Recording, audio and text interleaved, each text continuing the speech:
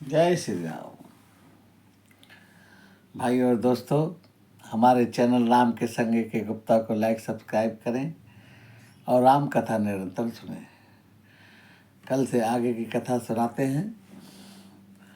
कल हमने आपको सुनाया कि किस प्रकार भगवान ने समुद्र पर पुल बांधा और जब पुल बनकर तैयार हो गया तब भगवान राम बड़े प्रसन्न हुए और कहने लगे,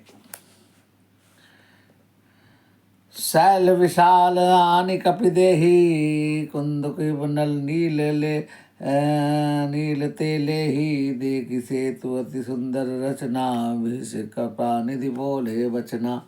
अब भगवान जब सुंदर रचना भगवान ने समुद्र पर पुल की देखी तब बड़े प्रसन्न हुए हैं और हंसकर बोले हैं। क्या बोले हैं? परम रम्य उत्तम यह धरनी महिमा मित जाय नहीं वरनी। कहो यहाँ शंभो थापना मोर हृदय परम कल्पना। अब कहने लगे कि यहाँ पर मेरे मन में इच्छा है कि मैं भगवान शिव का लिंग की स्थापना करूं। सुनी कपीस बहुधूत पठाए मुनिवर सकल बोल ले आए। लिंग था पही विधिवत करी पूजा शिव समान प्रिय मोहि न दूजा। भगवान राम कहते हैं कि शिव के समान मुझे कोई प्रिय नहीं है। और दूत को हनुमान जी को कहा कि तुम कोई बढ़िया सा शिवलिंग लेकर आओ। शिव द्रोही मम द्रोही भगत कहावा जो सोनर सपने मोहि न बावा। शंकर विमुख भक्ति है मोरी छह मोरी सोनार की मूढ़मति थोड़ी। जो शंकर का द्रोही है वो चाहे मेरी भक्ति भी करे लेकिन वो मुझे नहीं पा सकता। शंकर प्रिय मम द्रोही शिव द्रोही मम दास। शंकर प्रिय मम द्रोही शंकर प्रिय मम द्रोही। जो शंकर का प्रिय है और शिव द्रोही मम दास। ते नर करहि कलप भरी घोर नरक मोहवास। जो शंकर का प्रिय है वो मेरा दास हो सकता है लेकिन जो शंकर का द्रोही है वो मेरा दास नहीं हो सकता। वो करोड़ों जन्मों तक नरक में वास करेगा। जे रामेश्वर दर्शन करहि तेन तनु तजी मम लोक सिधारहि। जो गंगा जल आनि चढ़ाई सो सामुज्य मुक्ति नर पाई। जो रामेश्वर के दर्शन करेगा वो सीधा मेरे लोक को जाएगा और जो गंगा जल से अभिषेक करेगा वह सामुज्य मुक्ति को पा जाएगा। होय काम जो छल तजी से ही भक्ति मोर ते शंकर दे। ममकत से तू जो दर्शन करे सो बिन समोह सागर तरे। और जो मेरे इस पुल की दर्शन करेगा सेतु की दर्शन करेगा वो बिना श्रम ही भवसागर से पार उतर जाएगा। राम वचन सब कीजिए भाई मुनिवर निज निज आश्रम आए। गिरजा रघुपति की यह रीति संतत करे प्रसन्न पिरंत पर प्रीति। और शंकर जी कहते हैं कि हे गिरजा ये भगवान सारे संतों से प्रेम करते हैं और प्रीति करते हैं। भाई और दोस्तों, अब हम रामेश्वर की एक कथा सुनाते हैं क्योंकि बहुत सारी रामायणें लिखी गई हैं। इसमें एक साउथ के कवि ने एक रामायण लिखी है। उसमें ऐसा वर्णन आता है कि जब भगवान ने के मन में इच्छा हुई कि मुझे अब रामेश्वर से ये पुल तो बंध गया समुद्र पर लंका जाने के लिए, अब मुझे यहाँ शिवलिंग की स्थापना करनी है। तब सारे मंत्रियों से सलाह की और कहा कि भाई किसी बड़े आचार्य को बुलाओ। तब सारे मुनियों संतों को वो काफ़ी बुलाया गया और उन्होंने कहा भाई हमसे सबसे बड़ा ज्ञानी ब्राह्मण तो इस टाइम केवल पृथ्वी पर रावण है और रावण से आपकी स्वतंत्रता है वो किस प्रकार आएगा, वो नहीं आएगा। राम जी बोले कोई बात नहीं, कोशिश करने में क्या हर्ज है। और जामवंत जी को भेज दिया गया और जामवंत जी जाकर सीधे मंदोदरी से मिले। मंदोदरी जानती है कि जामवंत जी उनके रावण के पिता के भी मित्र रहे हैं,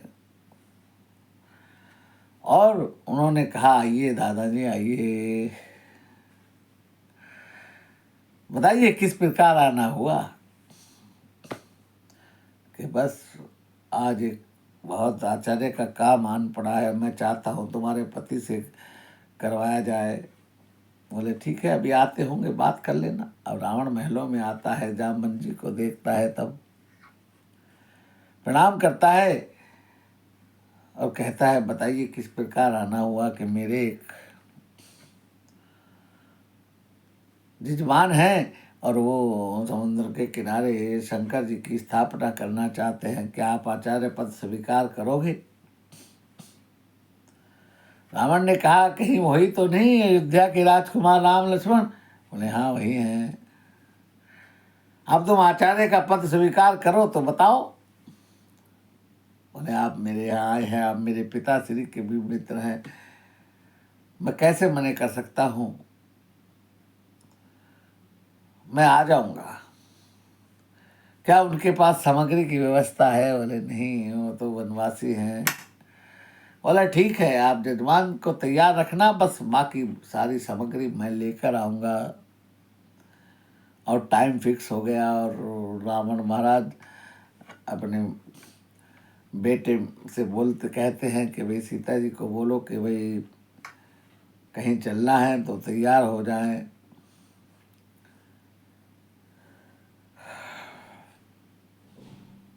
और रावण सारी पूजा की सामग्री लेकर और सीता जी को भी रथ में बिठा लेता है और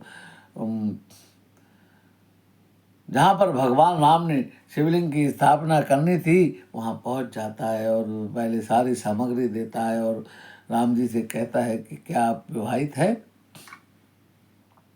राम जी बोले बिल्कुल विवाहित हैं। तो पत्नी के बिना तो स्थापना हो ही नहीं सकती, आप इसको इस यज्ञ को पूरा नहीं कर सकते बिना पत्नी के, अगर आप शादीशुदा हैं। अगर कुंवारे हैं तब आप कर सकते हो, या आप विदुर हैं, पत्नी की स्वर्गवास हो चुकी है तब भी कर सकते हो, लेकिन पत्नी जीवित है तब नहीं कर सकते। उसका कोई फोटो हो तब भी कर सकते हो, लेकिन भगवान ने कहा ना हमारी पत्नी तो जीवित है, ना फोटो है हमारे पास। मैंने कहा कोई बात नहीं, मैं व्यवस्था करता हूँ। तब रावण अपने बेटे से कहता है कि भाई सीता जी को लाओ और राम जी के बगल में बैठा कर स्थापना की पूजा करवाता है। और पूजा करवा कर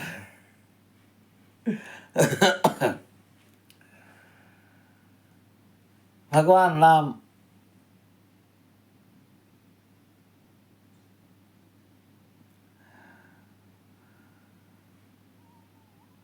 जब स्थापना पूरी हो जाती है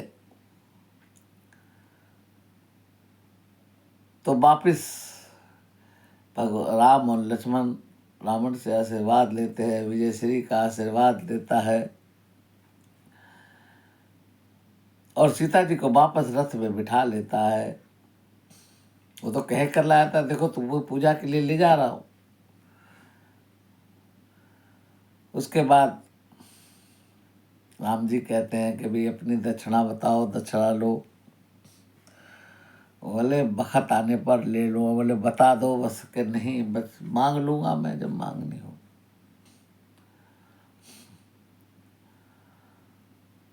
तब रावण कहता है कि मेरी इच्छा है कि जब अंतिम समय हो तब आप मेरे सामने हो।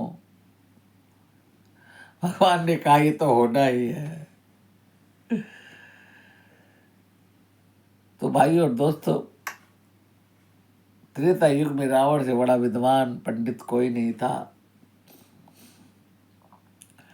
ये तो सारी प्रभु की लीला थी। वो पिछले जन्म में भगवान विष्णु का पार्षद ही तो था, जिसको ऋषि के श्राप की वजह से इस धरती पर राक्षस होकर पैदा होना पड़ा और भगवान को भी आना पड़ा। तो जो शिवलिंग रामेश्वर में स्थापित है, उसकी स्थापना, रामेश्वर की स्थापना रावण ने करवाई थी। भाई और दोस्तों, आज की कथा को यहीं विराम करते हैं। आगे की कथा कल करेंगे। रामेश्वर भगवान सबका मंगल करें। भगवान ने कह दिया कि जो रामेश्वर के दर्शन करेगा सीधा मेरे लोक को जाएगा, और जो रामेश्वर शिवलिंग पे जल चढ़ाएगा वो सामज्य मुक्ति को पाएगा, और जो समुद्र सेतु का दर्शन करेगा वो भी बिना श्रम के ही भवसागर से पार हो जाएगा। भाई और दोस्तों, हमारी कथा अच्छी लगे तो लाइक सब्सक्राइब करना। भगवान राम सबका मंगल करे। जय श्री राम।